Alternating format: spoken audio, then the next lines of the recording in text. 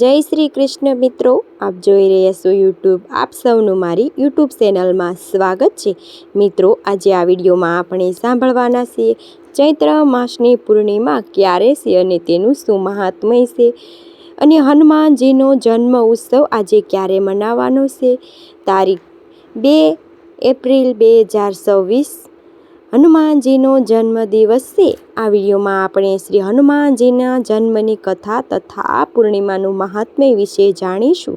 જો આપને આ વિડીયો પસંદ આવે તો લાઈક કરજો, શેર કરજો, કમેન્ટ કરજો. આપ આ ચેનલ પર પહેલી વખત જોઈ રહ્યા છો તો સબસ્ક્રાઈબ કરી લેજો, જેથી આવનારા નવા વિડીયોની માહિતી આપ સુધી તુરંત પહોંચી શકે. ધન્યવાદ. ઓમ અંજનીય વિન્હે વાયુપુત્રાય ધીમહિ ધિયો હનુમંતે પ્રચોદયાત. બોલો અંજનીના લાલજી શ્રી કૃષ્ણ નંદન શ્રી રામ ભક્ત પવનપુત્ર હનુમાન મહારાજની જય. સૌ પ્રથમ સર્વે ભક્તો શ્રી હનુમાન જન્મ ઉત્સવ નિમિત્તે બધાય શુભકામના, મંગલકામના. હનુમાનજીનો જન્મદિવસ ચૈત્ર માસની પૂર્ણિમા અર્થે થયો હતો, માટે આ દિવસને હનુમાન જયંતિ રૂપમાં ઉજવાય છે. ભક્તગણો આજે વિવિધ માન્યતા અનુસાર વિવિધ તિથિ તારીખ પ્રમાણે પણ આ ઉત્સવ મનાવે છે. કે આ આંધ્રપ્રદેશમાં, તેલંગાણામાં શ્રી હનુમાન જયંતિ 41 દિવસ સુધી મનાવવામાં આવે છે, અને ચૈત્ર પૂર્ણિમા પ્રારંભ થાય વૈશાખ માસની કૃષ્ણ પક્ષની કે 10 દિવસ જાય ત્યાં સુધી આ હનુમાનજીનો જન્મ ઉત્સવ મનાવાય છે, અને 41 દિવસ સુધી દીક્ષા પણ આરંભ થાય છે. તમિલનાડુમાં હનુમાન જયંતિને હનુમંત જયંતિ તરીકે ઉજવાય છે. માગશર માસની અમાવસ્યા દરમિયાન આ જન્મ ઉત્સવ મનાવાય છે. કર્ણાટકમાં માગશર માસ શુક્લ પક્ષ ત્રયોદશીના દિવસે શ્રી હનુમાનજીનો જન્મ ઉત્સવ મનાવાય છે.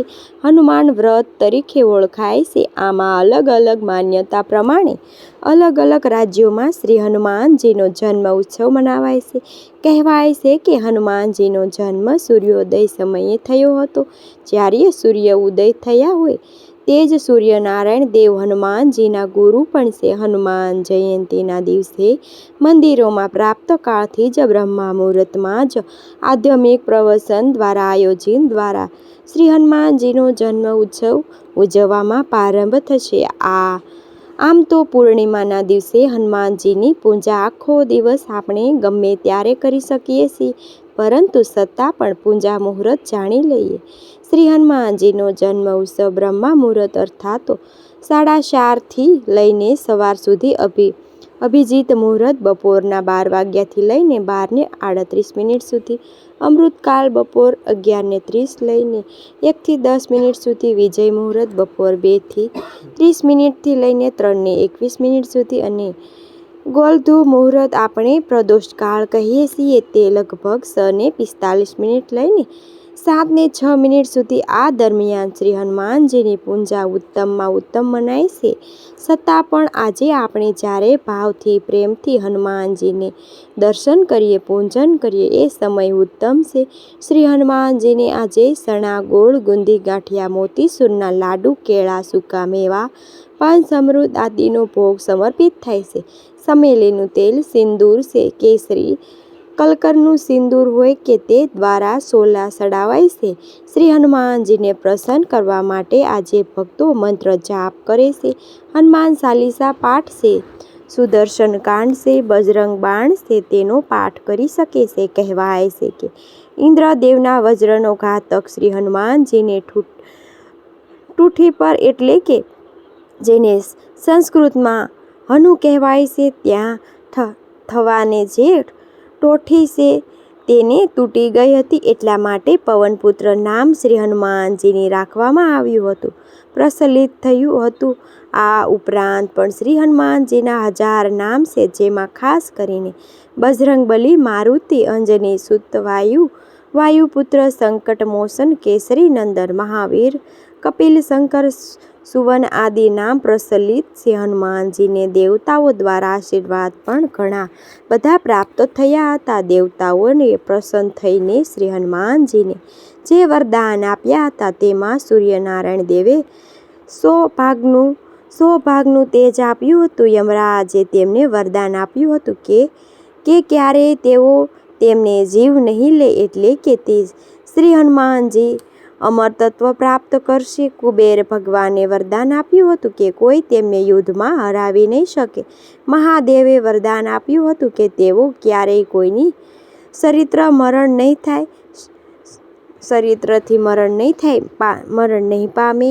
ઇન્દ્રદેવે વરદાન આપ્યું હતું કે હનુમાનજી ઉપર કોઈ પણ વજ્રનો ઘાત નહીં થઈ શકે, અને બ્રહ્માજીએ વરદાન આપ્યું હતું કે તેમની ઈચ્છા મુજબ કોઈ પણ રૂપ ધારણ કરી શકશે.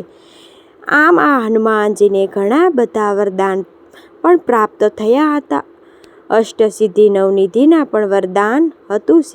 સીતાજી દ્વારા ભક્તિનું દાન હતું. હનુમાનજી પરમ ભક્ત થયા શ્રી રામજીના આપણે સૌ જાણીએ છીએ, માટે હનુમાનજીનું પ્રખ્યાત નામ છે શ્રી રામ ભક્ત. આજના શુભ દિવસે શ્રી રામ હનુમાનજીના ભક્તનો હનુમાનજી વિશેષ સેવા પૂજા કરે છે. કહેવાય છે કે આજે શ્રી હનુમાનજીને પ્રિય ભોગ એવો કેળાનો ભોગ જો સમર્પિત કરવામાં આવે તો કેરિયરમાં આવતી બાધા, રૂકાવટ, સંકટ માટે જીવનમાં સફળતા પ્રાપ્ત કરે છે.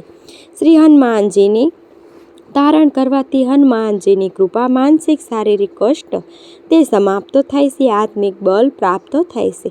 શ્રી હનુમાનજીને પ્રિય એવું નારંગી રંગનું સિંદૂર ચડાવવાથી અથવા શ્રી હનુમાનજીને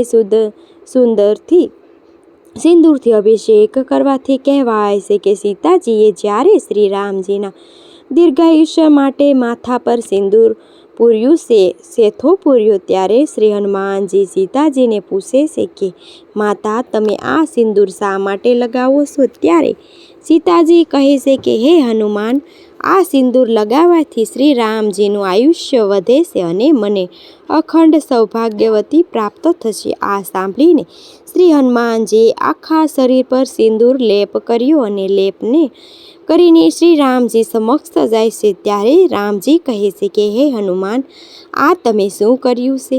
શ્રી રામ હનુમાનજી કહે છે કે હે પ્રભુ, માતા સીતા તો મસ્તક ઉપર થોડુંક સિંદૂર પૂર્યું છે, છતાં પણ તમારું દીર્ઘાયુ થાય છે, જ્યારે મેં તો આખા શરીર ઉપર તમારું નામનું સિંદૂર લેપ કરી દીધું.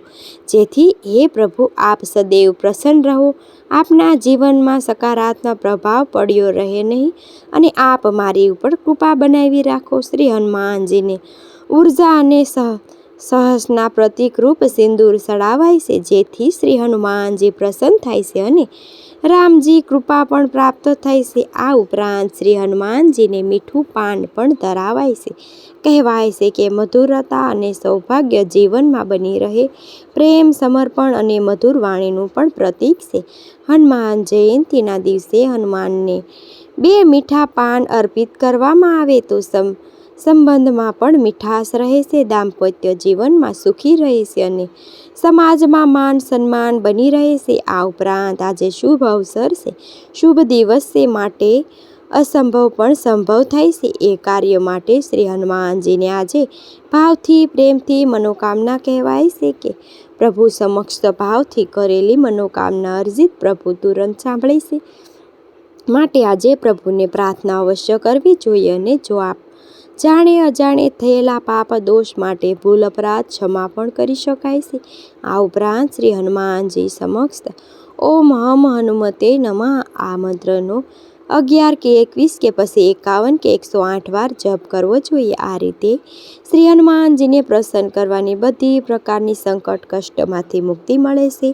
શ્રી હનુમાનજીની કૃપાથી સાથે જ ભગવાન મર્યાદા પુરુષોત્તમ શ્રી રામજીની કૃપા પણ પ્રાપ્ત થશે. આજે ભક્તો શ્રી હનુમાનજીને પ્રાર્થના કરે છે કે હે ભગવાન શ્રી રામજીના દૂત, વાનરોના સર્વશ્રેષ્ઠ એવા શ્રી હનુમાનજીને અમે પ્રાર્થના કરીએ છીએ કે હે પ્રભુ, આપ અમને જાગૃત કરો. હે પ્રભુ, આપ અમારા જીવનમાં સુખ સૌભાગ્યની પ્રાપ્તિ કરાવો, શુદ્ધ બુદ્ધિ, જ્ઞાન, ભક્તિ, શક્તિ અને સદગતિ પ્રાપ્ત કરાવો. આ રીતે પૂજા સંપન્ન થાય છે, એટલે કે પ્રભુને પ્રાર્થના કરાય છે. હનુમાન જયંતી અર્થાત જયંતીનો મતલબ એમ થાય છે કે શ્રી હનુમાનજીનો જય થયા એટલા માટે જયંતી કહેવાય છે અને ઘણા ભક્તો હનુમાન જન્મોત્સવ પણ કહે છે. આ દિવસે શ્રી હનુમાનજીનો જન્મ દિવસ મનાવાય છે એટલા માટે, જો કે આખા વર્ષ દરમિયાન હનુમાનજીનો જન્મદિવસ 2 વખત આવે છે. એક તો કારતક માસની વધ પક્ષની 14મી તિથિએ આવે છે, જેને આપણે કાળી ચૌદસ કહીએ છીએ, ત્યારે હનુમાનજીનો જન્મદિવસ મનાવાય છે. બીજો આ ચૈત્ર માસની પૂર્ણિમાના દિવસે કહેવાય છે કે જ્યારે શ્રી હનુમાનજીનો સૂર્યનારાયણને કોઈ મીઠું ફળ સમજીને તે મોઢામાં લીધું, ત્યારે જગતમાં અંધકાર વ્યાપી ગયો. ત્યારે ઇન્દ્ર આદિ દેવતાઓને ક્રોધિત થયા અને ભગવાન સૂર્યનારાયણને ખાવા માટે શ્રી હનુમાનજી ઉપર વજ્રથી પ્રહાર કર્યો, જેથી હનુમાનજી મૃત્યુ થયા. અને જે પવનદેવ તેને હનુમાનજીના પાલન પિતા હોય તે પવનદેવ રૂષ્ટ થયા. જગતમાં જે વાયુ પ્રવાહ થઈ રહ્યો હતો તે બ્રહ્માંડમાં જે વાયુનો પ્રભાવ હલચલ થતી હતી તે પવનદેવે રોકી દીધી. બધા દેવી દેવતાઓને પવનદેવે પ્રાર્થના કરવા લાગ્યા કે હે વાયુનો પ્રવાહ રોકી નહીંતર દરેક જીવ મૃત્યુ પામશે. ત્યારે બ્રહ્માએ પવનપુત્ર હનુમાનજીને બીજું જીવન દીધું. અર્થાત જ્યારે હનુમાનજી નિષ્કંઠ થઈને જમીન ઉપર પડી ગયા હતા, ત્યારે સર્વ દેવી દેવતાઓએ હનુમાનજીને શક્તિ આપી અને હનુમાનજીનો આમ બીજો જન્મ કહેવાય છે. એટલા માટે હનુમાનજીનો 2 વખત જન્મદિવસ મનાવાય છે, જેને આપણે હનુમાન જયંતી તરીકે ઉજવીએ છીએ. જેમ ભગવાન શ્રી ગણેશનો પણ વર્ષમાં 2 વખત જન્મદિવસ મનાવે છે. એક જ તો ગૌરીપુત્ર તરીકે અને બીજું છે જ્યારે ભગવાન મહાદેવ શ્રી ગણેશનું મસ્તક ધડથી અલગ કર્યું હતું અને આથી મસ્તક બેસાડ્યું. આમ 2 વખત હાથીનું મસ્તક બેસાડ્યું. 2 વખત ગણેશજીનો અને 2 વખત હનુમાનજીનો જન્મદિવસ મનાવાય છે. વાલ્મીકી રામાયણ અનુસાર ચૈત્ર માસની પૂર્ણિમાના દિવસે શ્રી હનુમાનજીનો જન્મ થયો હતો અને કારતક માસની ચતુર્થીના દિવસે સીતાએ હનુમાનજીને વરદાન આપ્યું કે ચિરંજીવી થવાનું. એટલા માટે પણ 2 વખત હનુમાનનો જન્મદિવસ મનાવે છે. આમ તો જુદી જુદી ધારણાઓ. પૌરાણિક કથા અનુસાર અયોધ્યા નરેશ રાજા દશરથને જ્યારે પોત્રેજથી હવન કરાવ્યો, યજ્ઞ કરાવ્યો, ત્યારે તેમને પ્રસાદ સ્વરૂપે ખીર પાયર 3 રાણીઓને ખવડાવી. તે ખીર એક કાગડો લઈને ઉડી ગયો. તે ત્યાં પહોંચ્યો જ્યાં માતા અંજની શિવજીની તપસ્યામાં લીન હતા. મા અંજનીને તે ખીર પ્રાપ્ત થઈ અને તેમને તે શિવનો પ્રસાદ સમજીને તે ખીરને ગ્રહણ કરી લીધી. આ ઘટનામાં ભગવાન શિવ અને પવનદેવનું યોગદાન હતું. તે પ્રસાદને ગ્રહણ કરીને અંજનીના માતાએ ગર્ભ રહ્યું અને તે ગર્ભમાંથી જન્મ થયા શ્રી હનુમાનજી, જે શિવજીના 11મા અવતાર હતા. રુદ્રતાર કહેવાયા હતા. માતા અંજનીના કારણે હનુમાનજી અંજનીને અને પિતા વાનરરાજ કેસરીને કારણ કે કેસરી નંદન કહેવાના પવનદેવ છે, જે સહાયતા કરી સહયોગ કર્યો તેને કારણે પવનપુત્ર કહેવાના. આમ અલગ અલગ કેટલાક નામોથી જાણીતા ભગવાન હનુમાનજીને કોઈ પણ નામ સ્મરણ કરી તો પવનપુત્રની કૃપા સર્વે કષ્ટ રોગ બાધા ભૂત પ્રેત બાધા મારણ મોહન ઉસાટ આદિ ધ્વસ્ત થાય છે. ભગવાન શ્રી હનુમાનજીની કૃપાથી જીવનમાં શાંતિ પ્રાપ્ત થાય છે, આરોગ્ય પ્રાપ્ત થાય છે, એમાંય કોઈ પણ સંદેહ નથી. પૂર્ણિમાના દિવસે લક્ષ્મીનારાયણની પૂજા કરવી, શ્રી સત્યનારાયણ ભગવાનની કથા સાંભળવી, વ્રત રાખવા સુખ સમૃદ્ધિ પ્રાપ્ત થાય છે, જીવનમાં શાંતિ સંપન્ના. પૂર્ણિમાના દિવસે ચંદ્ર પૂર્ણ કળાએ ખીલેલો હોય છે, 16 કળાએ ખીલેલો હોય છે, અમૃત વરસાવે છે. પૂર્ણિમા ભગવાન શ્રી કૃષ્ણને ઘણી પ્રિય છે. એવી જ રીતે આ પૂર્ણિમાના દિવસે ચંદ્ર ઉપવાસ થાય છે, ચંદ્રદેવને અર્ઘ્ય અપાય છે, ચંદ્રદેવનો મંત્ર જપાય છે, ચંદ્રમૌલેશ્વર ભગવાન મહાદેવની પૂજા ઉપાસના થાય છે. આજે ચંદ્ર ઉપવાસ કરાય છે. ચંદ્રોદય થાય લગભગ સાંજે 6 વાગ્યાની આસપાસ. ગામ શહેર પ્રમાણે અલગ અલગ ચંદ્રો ઉદય થાય છે. જ્યારે તે જોઈ લેવો તે ચૈત્ર માસની પૂર્ણિમાના દિવસે બ્રહ્મા મુહૂર્તમાં ઉઠીને પવિત્ર નદીઓમાં તીર્થોમાં જઈને સ્નાન દાન જપનો ઘણો મહિમા છે. પિતૃ તર્પણ થાય છે આજે, તો આપણે તીર્થોમાં જઈ શકીએ તો પણ ન જઈ શકીએ તો ઘરે પણ ગંગાજળની એક ચમચી જળમાં નાખી સ્નાન કરી લેવું જોઈએ. નિવેદમાં લાપસી, ગોળ, દાળિયા જે આપણે જે હોય સંકેલા શરણા હોય તે પણ ધરી શકાય છે. મિત્રો, આ પ્રમાણે હનુમાન જયંતીની કથા છે. હનુમાન જયંતીની ઘણી બીજી કથાઓ પણ છે. આ અંદર પ્રગટેલી આ માટે પ્રાર્થના કરાય છે. આમ તો આજે ત્રિપૂર્ણિમા ઘણું મહાત્મ્ય છે. મિત્રો, મને આશા છે કે આપને આ વિડીયો જરૂર પસંદ આવ્યો હશે. મિત્રો, મને સાંભળવા માટે ધન્યવાદ. આપ સૌને મારા જય શ્રી